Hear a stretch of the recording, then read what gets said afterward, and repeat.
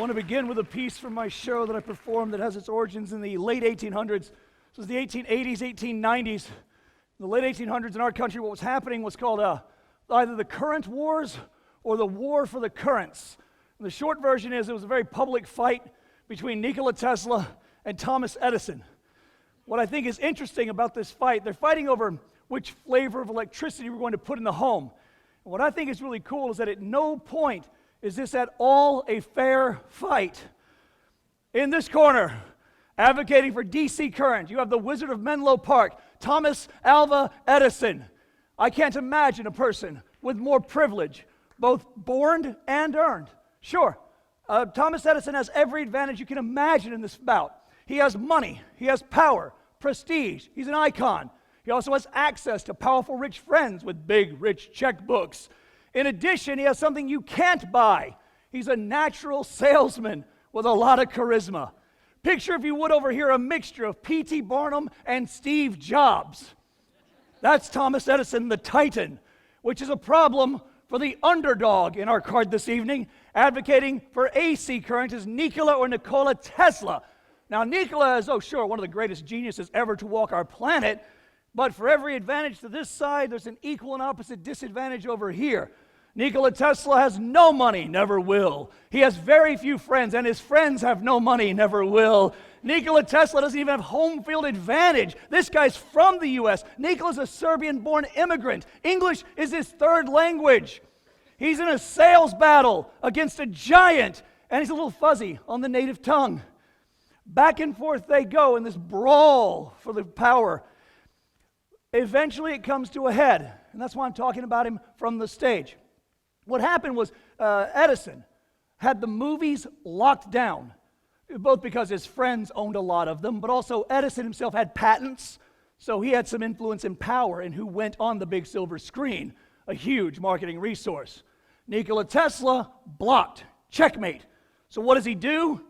He starts a touring show, playing vaudeville houses around the world. He begins to perform. Now, sidebar, what is the difference between a TEDx talk and a show? What's the difference between a show and a really funny, charismatic high school physics teacher? Nikola Tesla. Nikola Tesla had a set constructed.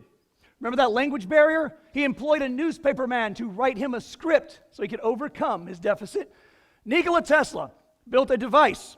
In Nikola Tesla's show, there were at least 8 costume changes. 8.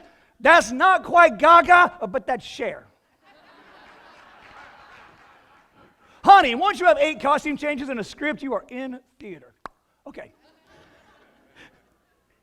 His device, very much like mine. What's in here are 2 Tesla coils. Tesla coils are variations on a transformer. There's a transformer on every 5th telephone pole in our part of the world. It's an improvement for which he won a Nobel Prize. And Nikola Tesla, what happens is this. In the Tesla coil, hundreds of volts. In the U.S., 110 comes out of our walls. 110 crawls up the cord into the box. Into my 2 Tesla coils run in a series. If you're playing along at home, what I'm making here is high voltage, high frequency induction current. What that means is hundreds of volts goes in, thousands of volts of deadly electricity comes out.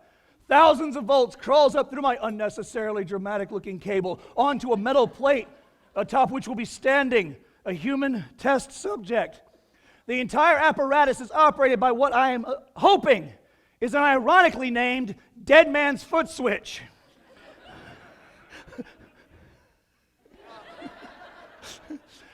At this point, I am now half of an open circuit once this is activated. I don't want to do that myself. That way lies madness. You do not ground out your own loop, which is why I'm going to say abducted one of the TEDx volunteers. Please welcome to the stage my somewhat willing assistant, Mr. Jeff Potts.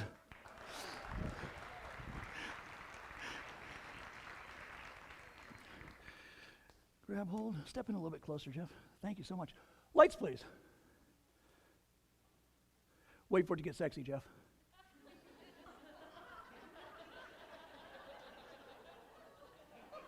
Sexier. Like 110% more sexy. Oh, you turn the lights down, please. That's the sexiness of which I was speaking. Thank you. Go for it. Yeah. Watch the light follow my, you're damn right, dude. Okay, we can't touch on this side either. Again, that would hurt. What I think is particularly neat is not just the way it follows my hand. I'm going to try something. Right hand here is wiggling. Left hand coming in from the top. Watch the bulb in between. What is happening between my hands is a radio transmission. That is a high-frequency AM transmission. Marconi did not invent the radio. Tesla did. He didn't get the patent until after he died. Right now, my new friend Jeff and I are a pirate radio station broadcasting out of Oshkosh, Wisconsin. Off. Isn't that cool? Lights, please.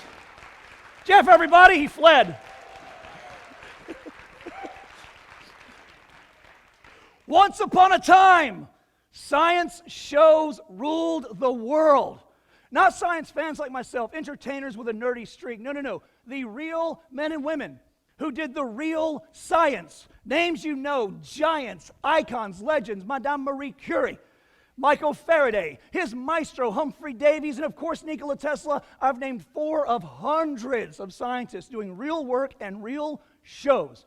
These shows were filled with bombast, with wit, with both literal explosions and figuratively exploded from the stage of vaudeville houses. To give you an example of the popularity, I'll take Humphrey Davies, one of my favorite idols. Don't worry if you don't know the name. He's soon to become a legend to you as well. In the mid-1850s, Humphrey Davies starts in London at what's still called the Royal Institution.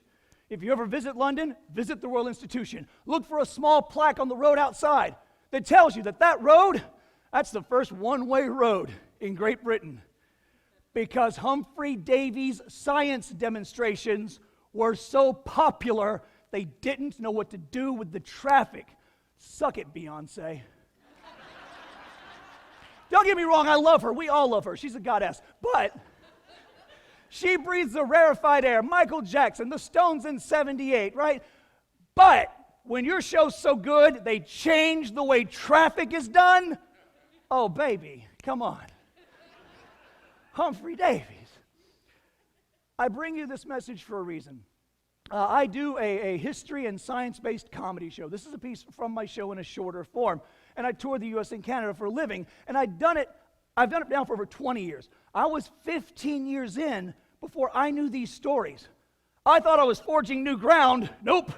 I was retreading, reinventing the wheel carved by Humphrey Davies 100+ years before my birth, turns out. So if you're a science educator or in science outreach, you get something from this. Just hearing this level of success was possible inspired me. But I do come here today with a very specific ask for both the science educators and the, I'll call you gently, muggles. If you're charged with science outreach, do me a favor. Go to a black box theater, please. There's one near you. Walk inside and say hi. We're amiable and nice people. Let us help you. Print out the Wikipedia page on Humphrey Davies and share that story with my people. Let us help you design sets, write scripts. Let us make you a dozen fabulous outfits. Let us turn your science lecture into a science show. And if you are not in science outreach, we'll do exactly what you've done here today. Wherever you are, you put your butts in seats, you put your money in the box office. I did a show a block and a half from here last night. You may have noticed you didn't see big billboards all over town because I can't afford them. A few Facebook ads. You have to find us. You have to find science and history-based shows, but we are out there. If we can do this, then you'll relieve some of the stress that all the folks who do science are feeling right now. You're thinking, one-way road? Are you kidding? No, don't aim for that. That's one man in 200 and something years. No. But I promise you, with a quarter century of experience, I know this for a fact. Putting 100 paying customers once a month in a little black box theater to watch a science show, that's an achievable goal. And if we do this together, well, boys and girls, then I believe once again, science can rule the world.